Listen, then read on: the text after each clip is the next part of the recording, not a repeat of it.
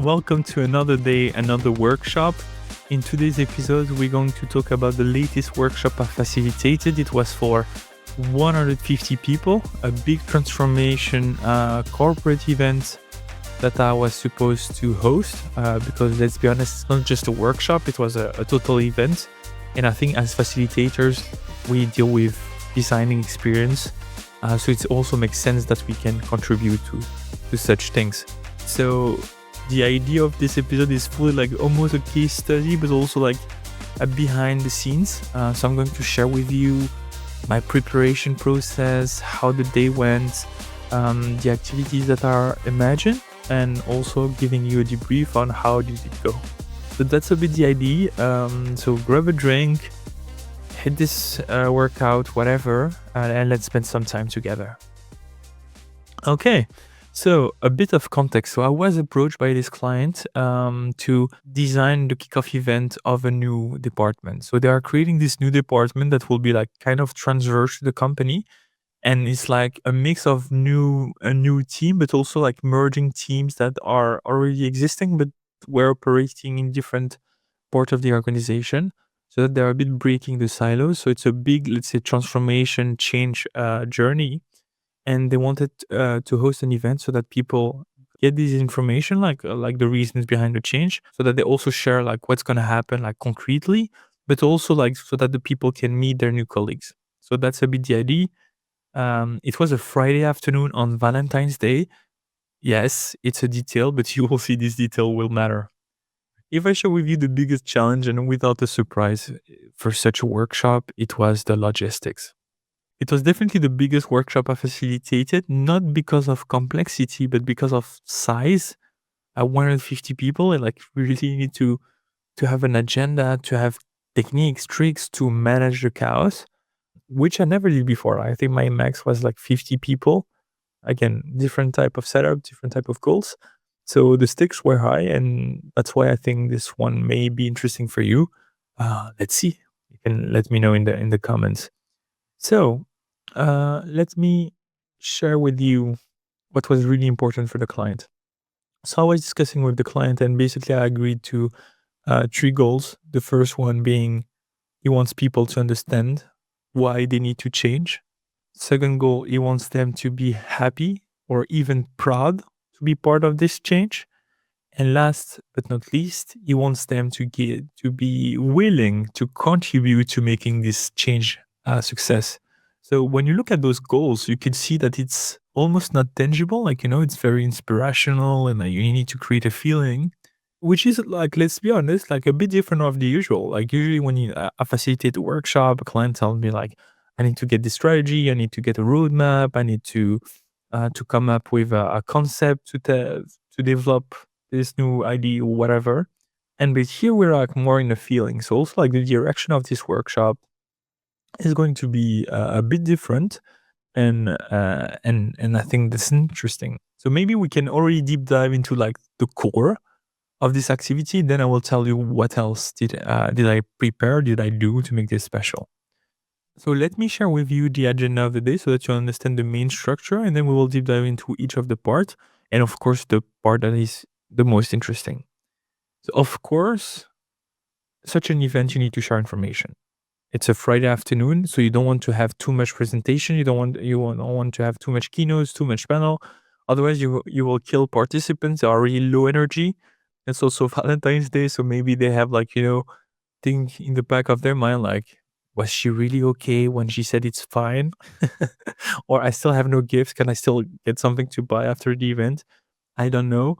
But anyway, Friday afternoon, you don't want to kill them. And also, like when you see the goals of the desire of the clients, again, you're not going to be able to join those goals if you just like kill them with information. So you want to create a moment where you could let them reflect and exchange and be excited, which again, it's coming. I'm not teasing you, but it's coming. I will tell you how I did that. So I structured the event in 4 parts. The first part was like, again, the classical keynote. As a host of this event, I was in charge of running the experience. So I didn't let them like, present the classical corporate slides with a lot of information, a lot of slides. No, I also was involved. I worked closely with the manager to present the strategy behind this new department, and we created the keynote together. So that I was sure that the storytelling was top notch, so that I don't kill the people, and of course, why did I start this way? So normally I would have enjoyed starts in a, with a long energizer, a big connecting moment. But we had a constraint. So what was good is that we had the CEO on board, which is always nice, when you are bringing those tough topics. So the CEO was on board. He could come to the event and give even a speech and what he did, but he was only available in the beginning of the event. So that's why like we scheduled the event this way. So there was a kickoff. So me introducing and welcoming people, hyping them up, getting some energy with like high fives and stuff like that. Then I run a Menti. So before we tell them like how and why do we need to change and what is the value in changing, we started first with a discussion. Like, okay, it's 150 people. Spoiler also at the end, they were not 150, they were like 120. But like, we don't want to start by us, blah, blah, blah, It needs to be a discussion. So we started by asking them question like, then we asked them like, in your opinion, why do we need to change? Or what is the biggest strength of this new department? What are the opportunities that you see with such a transformation? And it was really interesting to get their opinion so that also like we can adapt the keynotes and also get the feeling and the temperature in the room, because of course the first question is like a weather check, which I think is always a best practice to do. So we did this little Menti thing, like asking 5 questions, a couple of jokes to get them excited. It's like it's my magic touch. And then we started the first keynote, and like the first keynote was again amazing. I'm not the client did an amazing work. Of course, like I helped, I designed the slide and I challenged a bit the storytelling, but it was really strong. Like we played with a couple of things. Like for example, we talked about like corporate transformation failing. We didn't talk about Kodak. No, we don't want to go to cliche, but we wanted an example that was still in line with what's happening in this company. So we talked about like Nokia, and one of the thing like where we started this topic is like we made some old ringtone of Nokia, like the classical one. We played it and then we asked people, "Do you remember this?" So it was also a strong moment, and people laugh, and it was nice. So basically, we do this keynote, went super well. Then we have the CEO giving a speech explaining why this department is really important in the strategy of the company. Then we had a Q&A, and then we went for lunch. During lunch, at the end of the lunch, we organized a speed dating because it was Valentine's Day, and it was also important for the management of this new team that people connect with each other. So what I did, and it's maybe something I should have mentioned, but again, I told you the biggest challenge is like the logistics. So how do you manage 150 people? And also you want to create a vibe, like right from the start, like this is something really different. Like this is going to be so much nicer than a classical one. And how can you give this vibe right away? A simple hack, like they come and they receive a badge, they receive a name tag. So this is the badge I created. I'm hiding the information because they are confidential. But basically, there was like, since it's Valentine's Day, it was the name, love, the new name of the department, logo of the client, and then on the back they had all the information they needed for the day. So basically, which breakout, which room, and which group, so that they have the info right here. But also like the speed dating question that they will use during the Energizer. And the speed dating question, there were 9 different questions. So 3 on each of the name tags, and then it was randomized. And during the speed dating, which was honestly a success from what I've heard, like they had question, like, I customized the question based on Valentine's, but also the company I was working for. For example, like, what's your work crush? It could be a favorite tool, a comfy chair, or the office coffee machine. So just like, giving some example to say it needs to say professional, except if people want to share, which is of course okay. What's your workplace love language? If your team were a rom-com, what would it be? That I also had like, what were your first love at this company? And again, coffee machine, first project, whatever. So it was a nice moment. We did that for 20 minutes. I did like it was, I think, rounds of 3 minutes, and I did five, I think, just to manage time. And then we went back to the main room. And in the main room, we had a panel. Why did we have a panel? Of course, there are still a couple of information that we wanted to share. And I thought the panel was a great way to move from a topic to another very fast. How did we prepare the panel? We prepared it based on the question we sent. So we sent the form to the people, like, to get them excited, like not just the form, but the invite. And also, like, if you have any question, we are trying to bring information you need to the event. We've prepared this anonymous like form where you can drop your question, and we use that to pick the question that we will design with that will cover during the panel. So that's how we approached it. And then now comes the exciting stuff. Also, now I'm going to give you the magic activity that I ran, and it was called the Creative Video Challenge. So basically, each group, and there was 18 breakouts of 8 people. So it was quite a logistical preparation, if we can say. And each of those group would need to record a video of maximum 5 minutes where they cover specific question. And those questions you will see, they are quite similar to the expectation of the manager, but basically, and also best practices of change management. The first one is like, what is the context behind the change? Second one is like, what do we need to change? And why do we need to change now? And then each of the group had a specific question covering important information. So what is great with this idea of activity is you forcing people to think deeper to the information they received before. They need to exchange. They need to make sure they understand it. They need to reflect on it. They need to exchange, like, for me, the biggest benefit of this transformation is this. And what about you? So it's a smart way to force them to talk about it through a creative prism. I don't know, perspective. Let's make it easier. And basically, the video is just a pretext. It's just a way to force them to think about this question. And because they need to create this video, they will need to adapt the message and make it their own, which is the beauty of this activity.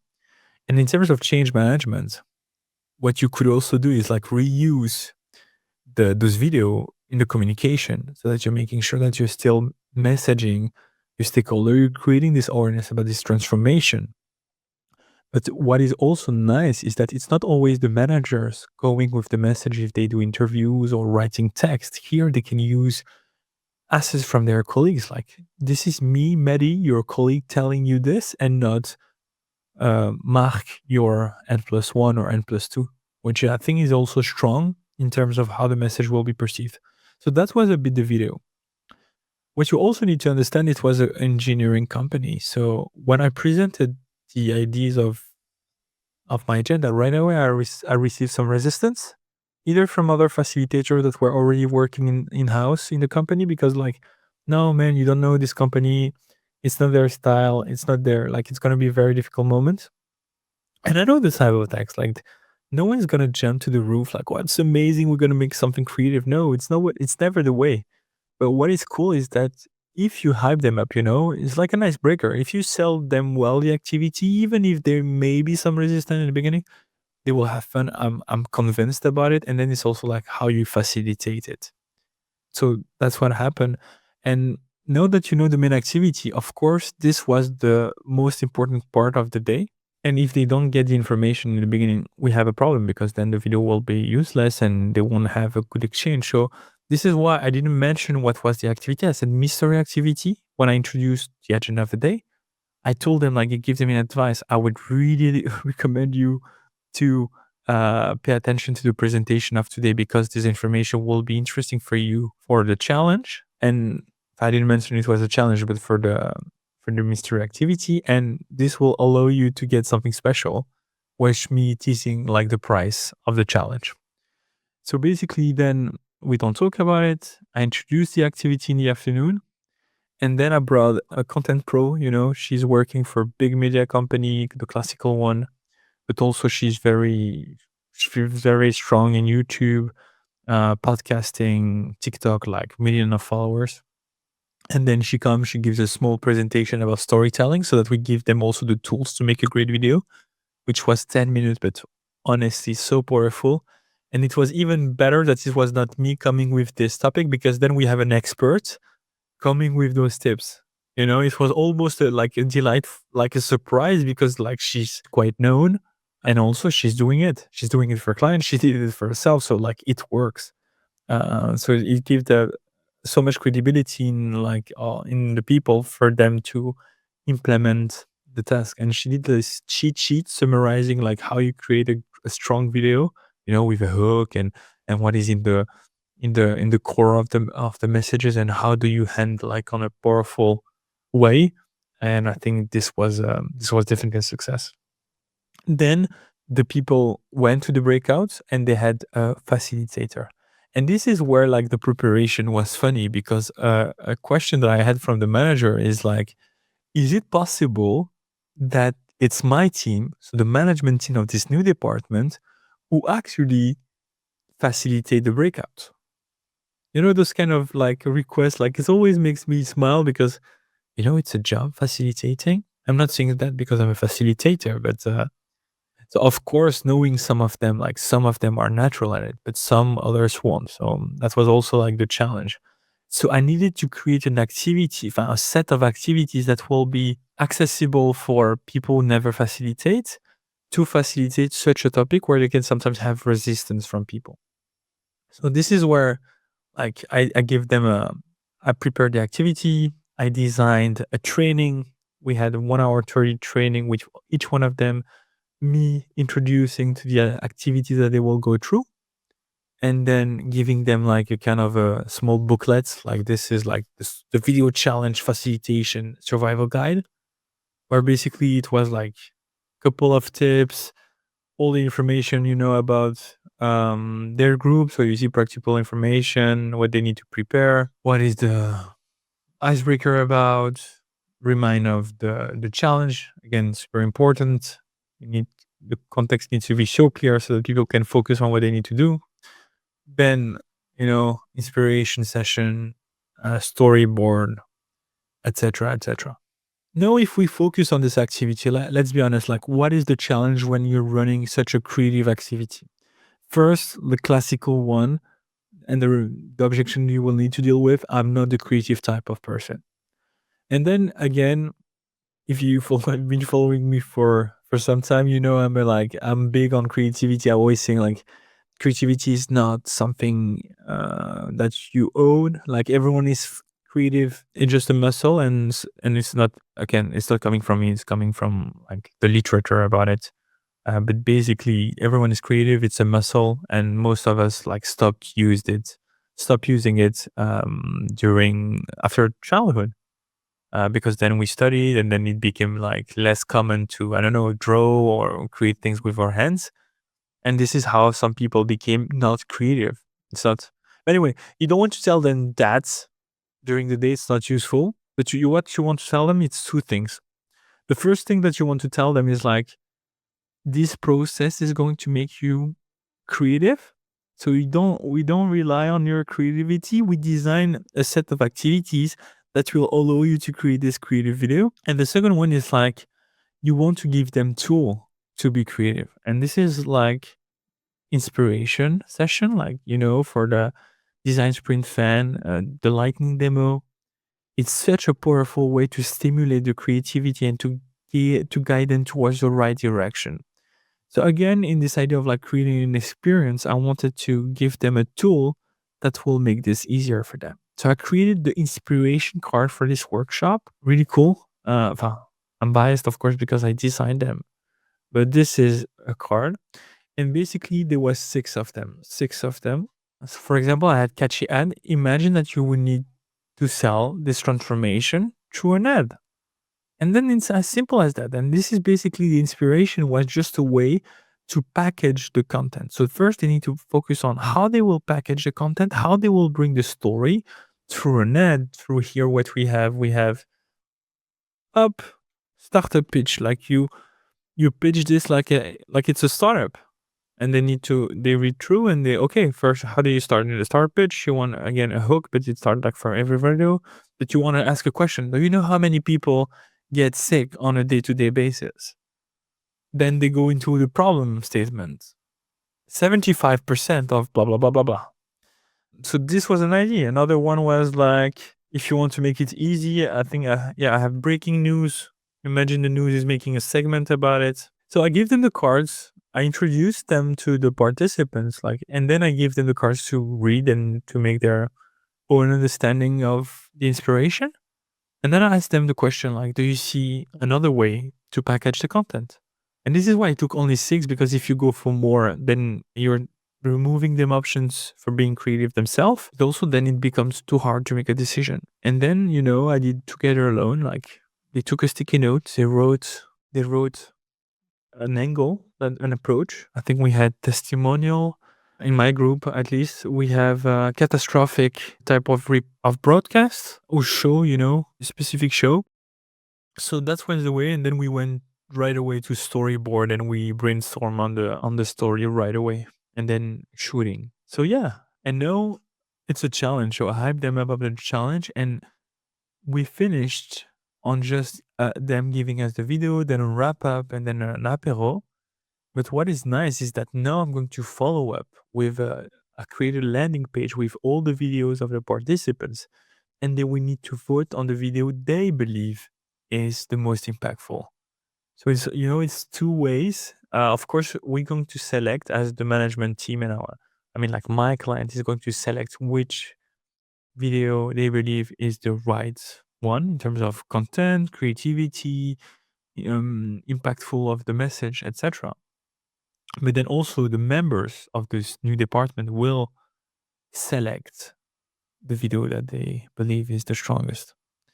So I think that was that was a very cool workshop. Logistics, you need 18 breakouts, you need the building that is big enough, you need the 18 facilitators. So that's a bit also the constraints in terms of costs, logistics. But again, what we were able to create, the feedback I had during the drinks, I heard things like, wow, it's been a while. I had really fun at work. You can have a nice moment, a nice project, but had fun. Wow, this type of feedback really made my day. Yeah, we had someone like, I'm 55 years old, and I worked with very young guys, and we created this video, and it was so much fun, and I learned so much thing about the storytelling. So yeah, that was honestly a super great workshop. I'm really happy about it. How did it go?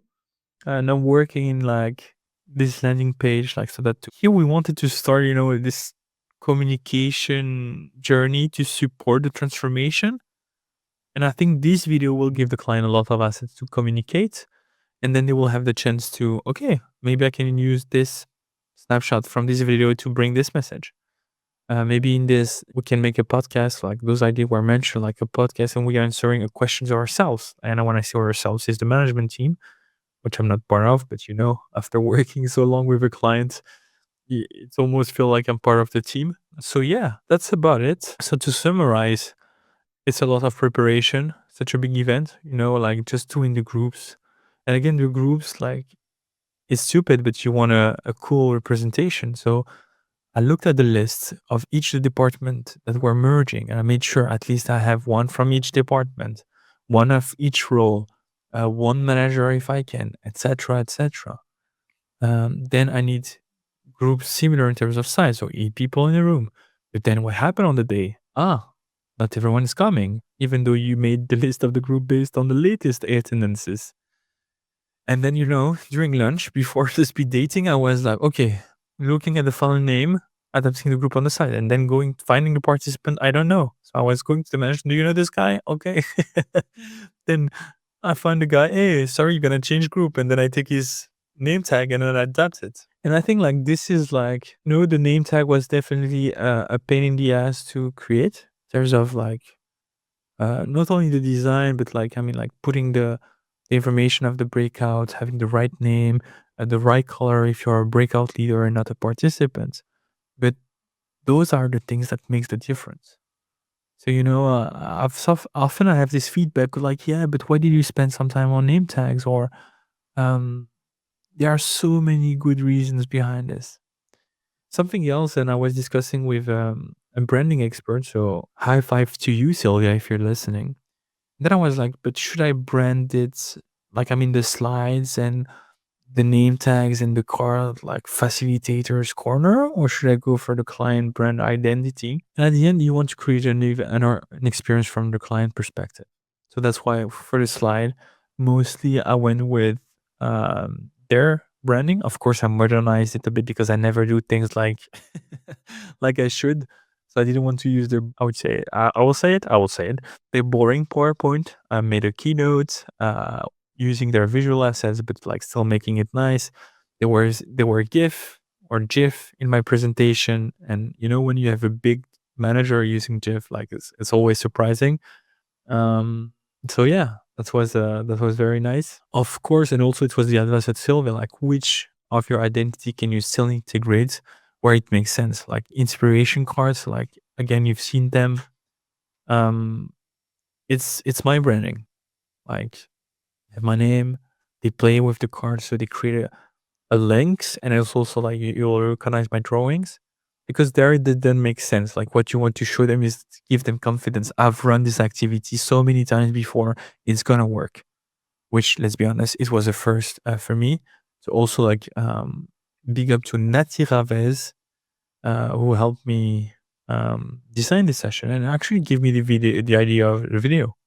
And I was like, when the moment she presented me this idea, I was like, "You're so right. You're so like this is definitely what we're gonna go for." Other advices, um, because this is the first time I also spent too much time on preparation. Like, I mean, like I've been running workshops for the last 5 years. I've been working in consultancy, so as an external for client for the almost last 10. So I know how to, manage a fixed price and imagine all the tasks. But in this case, I didn't. Uh, why? I lost a lot of time to convince each of the stakeholders. So because they also like the stakeholders, like the team were too much involved in the preparation. Yeah, I needed to listen to them, like get their expectations because I think there was a mismatch between their expectation and the expectation of the management. And then manage this smartly to avoid like who's this guy coming with an agenda that doesn't make any sense with what we prepared and with what we're trying to do. So I think it was needed. And it's something that sometimes you want to do. And this is what, if you can budget it in a workshop, I would strongly advise you to meet each of the participants, to each one of the leader, but sometimes it can be time consuming. So, and it can give you a lot of information. So yeah, that's about it. That was this big workshop. Again, I hope this episode is interesting for you. Let me know. It's a first attempt. Let's see if behind the scenes of a big session is your thing. I will probably make a newsletter out of it to share like a couple of pictures and stuff like that so that you can visualize even more. I wish you a very nice day, evening, whenever you listen to this. And we see each other very soon for another one. It was another day, another workshop with your host, the best one, Mehdi En-Naizi.